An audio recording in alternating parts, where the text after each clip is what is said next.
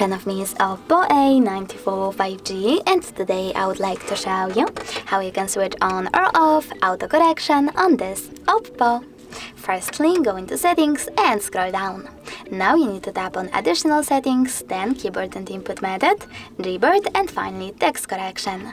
Lastly, scroll down just a bit and tap on this switcher next to autocorrection. As you can see, automatic text correction is now off. If you wish to turn it back on, just click on this same switcher.